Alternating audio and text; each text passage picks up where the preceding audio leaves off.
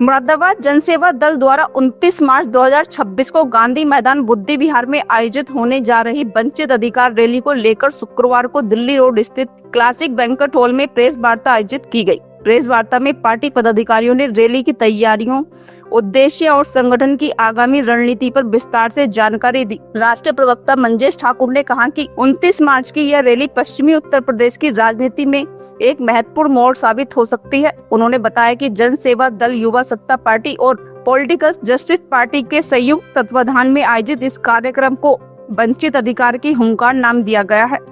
Rally में बड़ी संख्या में लोगों के पहुंचने की उम्मीद जताई जा रही है। उन्होंने कहा कि यह आयोजन केवल राजनीतिक कार्यक्रम नहीं बल्कि वंचित पिछड़े वर्गों और किसानों के अधिकारों की आवाज बुलंद करने का मंच बनेगा। मंजेश ठाकुर ने कहा कि संगठन जननायक कपूर ठाकुर की विचारधारा से प्रेरित होकर कार्य कर रहा है और दिनेश ठाकुर के नेतृत्व में त्याग व जनसेवा की राजनीति को आगे बढ़ाने का प्रयास किया जा रहा है। राष्ट्रीय सचिव नेम सिंह बौद्ध ने कहा कि मुरादाबाद की यह रैली संगठन के विस्तार का प्रतीक बनेगी और इसके माध्यम से पश्चिमी उत्तर प्रदेश में मजबूत राजनीतिक उपस्थिति दर्ज कराने की तैयारी है।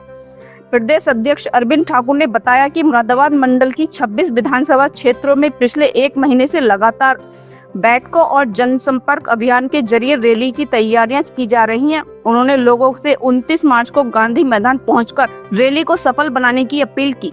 आगामी 29 तारीख को यहाँ गांधी मैदान में जनसेवा दल के तत्वाधान में एक रैली का आयोजन किया जा रहा है। इसी संबंध में ये प्रेस वार्ता बनाई। क्या क्या रैली का क्या टाइम रहेगा, कहाँ और कितने बजे तक और किन मुद्दों को लेकर के होगी? रैली सुबह 11 बजे से स्टार्ट हो जाएगी और संभवतः 3 बजे तक खत्म। रैली का क्या उद्देश्य निकालने का? रैली का उद्देश्य अब तक अति पिछड़ी जातियाँ जो अन्य पार्टी द्वारा जिन्हें सत्ता में हिस्सेदारी नहीं मिली और जिन्हें उनकी जनसंख्या के हिसाब से टिकट नहीं दिए गए, इसी संबंध में इस रैली का आयोजन किया गया है और जनसेवा दल का गठन करने का भी यही मात्र एक उद्देश्य है। कितना टाइम हो गया जनसेवा को गठन को और ये क्या पहली रैली हो रही है? नहीं, जनसेवा दल की अब तक लगभग 6 रैलियां हो चुकी हैं, 6 बड़ी रैलियां हो चुकी हैं जो हमारे राष्ट्रीय अध्यक्ष आदरणीय दिनेश ठाकुर जी द्वारा हेलीकॉप्टर द्वारा आयोजित की गई हैं, जिसमें सबसे पहले हमारी रैली हुई थी एटा में, उसके बाद लोनी में, चित्रकूट में, पटना में और आगरा में बड़ी रैलियां हमारी जनता क्यों जुड़े जनसेवा दल से? अब साहब, जनसेवा दल से इसलिए पब्लिक जुड़ेगी क्योंकि उनकी आवाज़ अब तक नहीं सुनी गई है। मैं बार बार यही रिपीट कर रहा हूं कि जो जनसंख्या अनुपात के हिसाब से टिकट नहीं दिए गए हैं, जनसेवा दल उनको भागीदारी और टिकट देने का काम। 29 मार्च को एक ऐतिहासिक रैली इस मुरादाबाद जनपद में होने जा रही है। उस रैली को वंचित अधिकार रैली के नाम से संबोधित किया है माननीय राष्ट्रीय अध्यक्ष जी ने हमारे, और ये वंचितों की आवाज़ उठाने के लिए इस रैली का आयोजन है।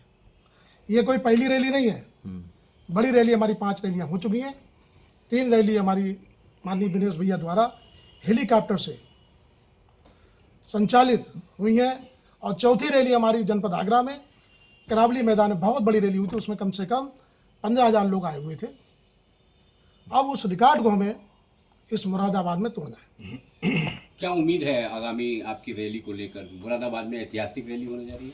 जरूर होगी, निश्चित होगी, ये हमें विश्वास है। हमें अपने कैडर पर विश्वास है और जन सेवा दल के जितने भी कार्यकर्ता हैं समर्पित, उन पर हमें पूरा पूरा विश्वास है।